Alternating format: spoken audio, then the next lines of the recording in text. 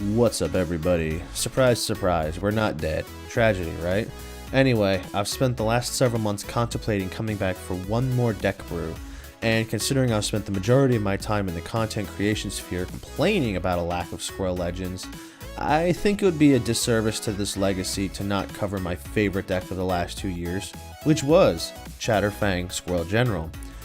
So if you're watching this, I was able to get it together long enough to put together what would be a more appropriate swan song of a video for this channel. Sorry, Rin and Seri. Chatterfang is a 3/3 for 3 mana with Forest Walk. Whenever you create a token under your control, he creates an additional 1/1 Squirrel token. This is a 1-to-1 ratio for the token to Squirrel token creation, so keep that in mind going forward. It'll make sense why later.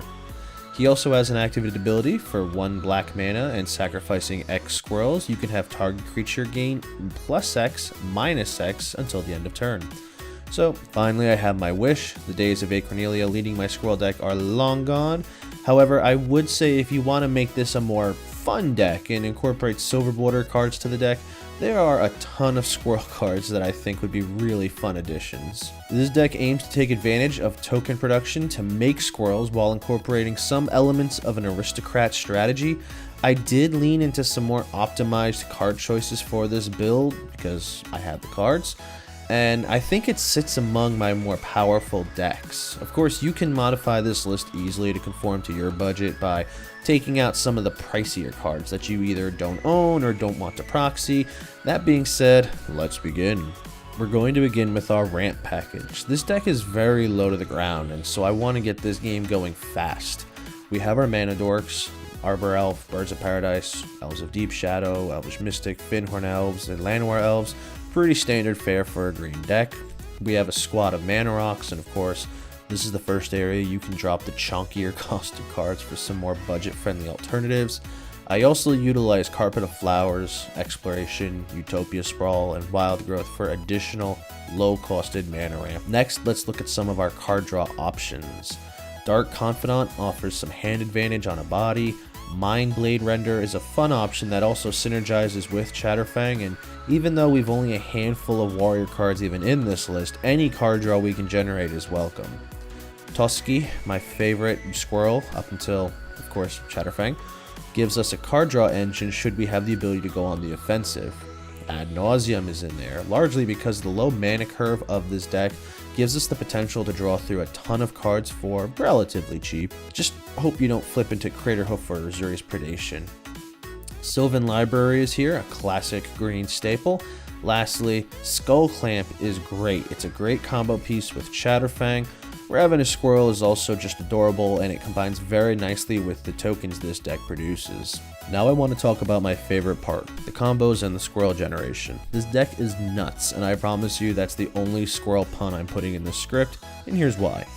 We have several combo lines that can give us an explosive turn with relatively little input. Chatterfang is essential for most of them, so do keep in mind he will need to be in play for these to function. The first, the classic Earthcraft and Squirrel Nest combo, which goes like this.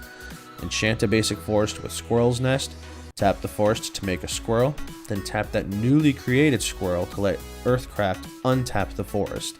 With this, you technically have infinite squirrels, albeit tapped squirrels.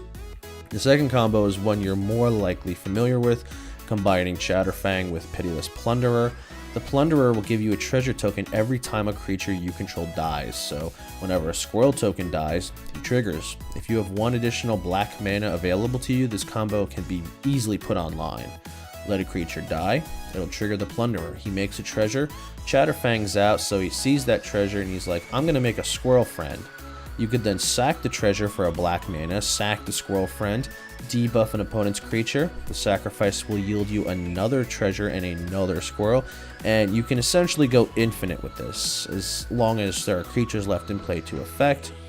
This can be used as a pretty roundabout board wipe, as the negative buff to toughness can be used to clean up an opponent's field pretty quickly. Because of how many creatures can die through this combo line, I included cards like Zulaport Cutthroat and Blood Artist to threaten life totals. We also have some generic sack outlets like the Viscera Seer, Carrion Feeder, and Bloodthrone Vampire. The next one is one of my favorites, and it's a little more dirtily than the previous two.